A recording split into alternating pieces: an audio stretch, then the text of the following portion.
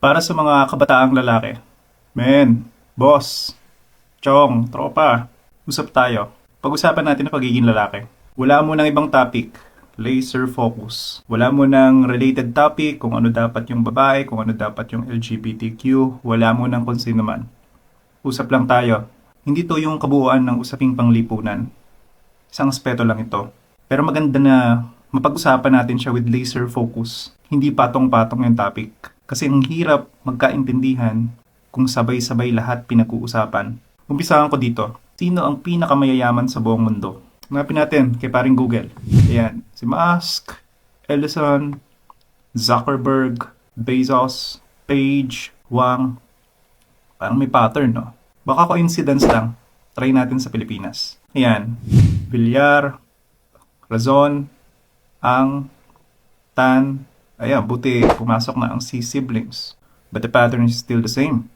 Kung wealth o yaman ang pinag-uusapan, sa upper extremes, karamihan ay lalaki.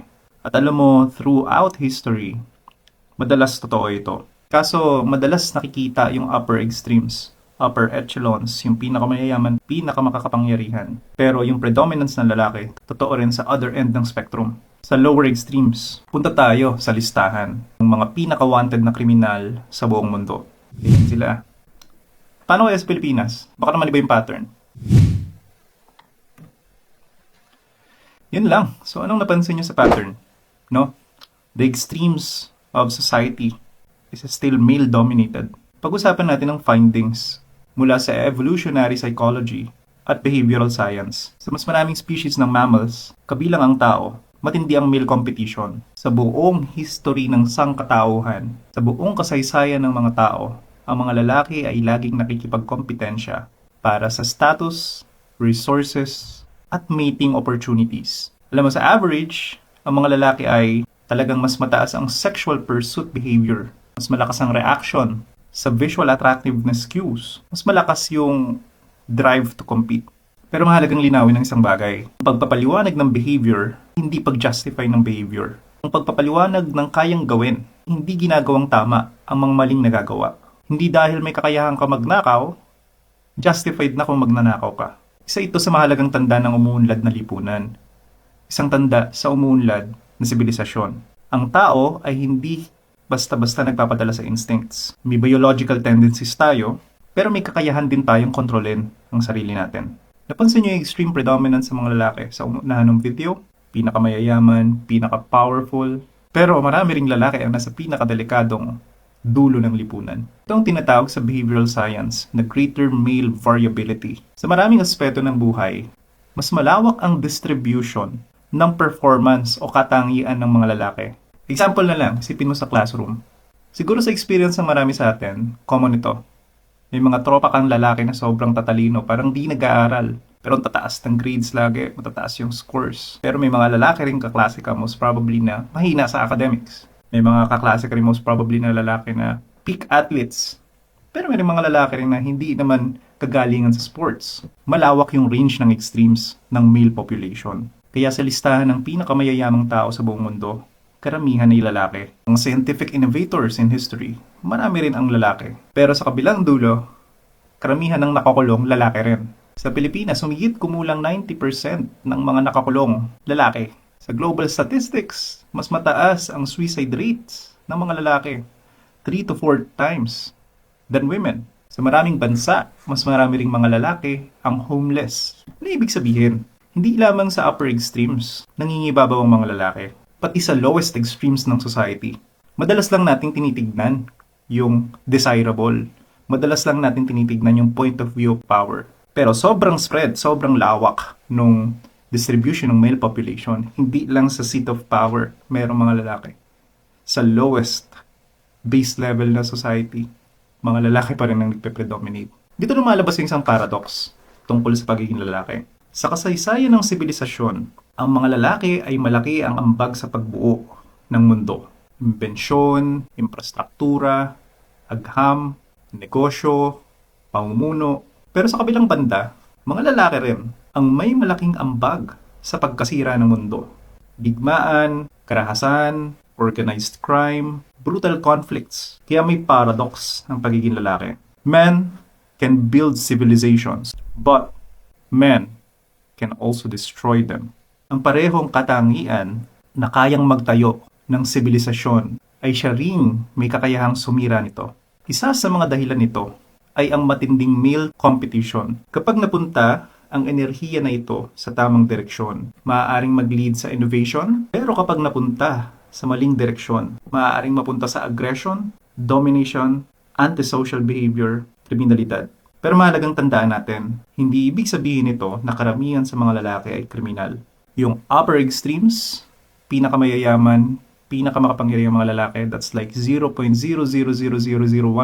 of the male population. Yung mga wanted, most evil people, na predominant yung mga lalaki pa rin, that's also like 0.00001% of the male population. Alam niyo, naniniwala ako na ang vast majority ng mga lalaki ay hindi violent criminals. Karamihan ay mga manggagawa, ama, kapatid, anak, mga miyembro ng komunidad, mga taong naghahanap lang ng magandang buhay, nangangarap lang na bumuo ng magandang pamilya. Kaso ang hirap, kapag nawawala sa direksyon, yung enerhiya, yung competitive, yung aggressive, yung testosterone-filled energy ng mga kalalakihan, pwede itong mapunta sa mali. Bisyo, addiction, aggression, pananakit. Pero kapag ang isang lalaki ay may malinaw na layunin, may malinaw na goals, focused sa trabaho, focused sa pamilya, focused sa komunidad, focused sa pagsamba, focused sa faith niya, nagiging produktibo ito. Nagiging produktibo. Nakakatulong sa pagtatayo ng isang mabuting lipunan. Kaya ang tunay na tanong, hindi kung may aggressive o competitive drives ang lalaki. Meron talaga. Meron. That's a fact. Hindi na yan kailangan i-debate. Men are highly competitive, highly aggressive in nature. Pero ang tanong, paano ma-channel sa tama ang enerhiyang ito? Dito pa papasok yung ideya na matagal nang tinuturo sa filosofiya, sa relihiyon, at sa maraming moral traditions. And I will always argue that this is the way towards peak masculinity. Self-control, self-restraint, disiplina. Ang tunay na lakas ng isang lalaki ay hindi lamang lakas ng katawan. Ito ay lakas ng pagpipigil ng sarili. Philosophy of Stoicism. Ang pagkakaiba ng isang delikadong lalaki at isang responsableng lalaki ay hindi sa lakas, hindi sa yaman, hindi sa kakayahan. Ito ay nasa self-control. Alam nyo, sa filosofiya at kasaysayan, matagal nang pinag-uusapan ang ideyang to. Sabi pa ng Chinese philosopher na si Confucius, the superior man is modest in his speech, but exceeds in his actions. Hindi sa yabang nasusukat ang tunay na lalaki. Nasusukat ito sa kontrol sa sarili at sa mga ginagawa niya. May isa pang ideya na madalas magkitin ng clinical psychologist na si Jordan Peterson. Ang tunay na mabuting lalaki ay hindi yung walang kakayahang manakit. Ang tunay na mabuting lalaki ay yung may kakayahan, pero pinipiling hindi iyon gamitin sa mali. Hindi dahil mahina siya, kundi dahil may disiplina siya. May mga kalalakihan na hindi nananakit dahil wala lang talaga silang kakayahan. Meron ding ilan, mga mapang-abuso, na nananakit ng mas mahina sa kanila. Pero tiklop naman sa mas malalakas. Pero meron ding mga kalalakihan na may kakayahan at kapangyarihan, pero pinipiling hindi gamitin yon para manakit o mga abuso. Ito yung mga gentleman. Yes, gentlemen, they exist. At naniniwala pa rin ako na ang silent majority, ito yung nilalayon, ito yung gustong direksyon. Ako sinisikap ko rin sa araw-araw maging isa sa kanila, isa sa mga gentleman. Pwedeng ikaw to, pwedeng ako ito. Pero mangyayari lang ito kapag ang competitive at aggressive energy natin bilang lalaki ay ginagamit ng may self-control, self-restraint at discipline. Kapag ganito natin ginamit itong enerhiya na meron tayo bilang mga lalaki, makakatulong to para maabot natin yung mga pangarap natin, maprotektahan natin yung pamilya natin, makabuo tayo ng mapayapang komunidad, makapag-ambag sa isang maayos na lipunan. Pero kapag wala ang tatlong ito, ang parehong enerhiya ay pwedeng magamit sa mali, pananakit, kaguluhan, at pagkasira ng lipunan. Kaya mga boss, chong, tropa, alam natin ang takbo ng isip ng isa't isa. Alam natin na kahit anong mangyari, may mga lalaking gagawa pa rin ng kalokohan basta may pagkakataon, basta makakalusot. Kahit hindi lalaki, pati mga babae rin. History na ang nagpapatunay niyan. Mananakit, mga abuso, manglalamang. Ito ang hamon sa silent majority, lalo na sa mga naglalayon na maging gentleman. Paano tayo gagawa ng komunidad na maayos? Kaya ito lang yung tanong sa atin, boss, tropa, chong. Saang direksyon mapupunta ang enerhiya natin? Sa direksyon ng destroyers na ginagamit ang lakas sa pananakit, kaguluhan? O sa direksyon ng builders na ginagamit ang lakas sa pagbuo ng pamilya, komunidad at lipunan? With great, aggressive, competitive, and testosterone-filled energy comes with great responsibility. Sa uli, may kalayaan ng bawat lalaki na pumili kung anong gagawin niya sa lakas na yon. Boss, may kalayaan kang pumili. Kung ano man ang piliin mo, may consequence yan sa mundo.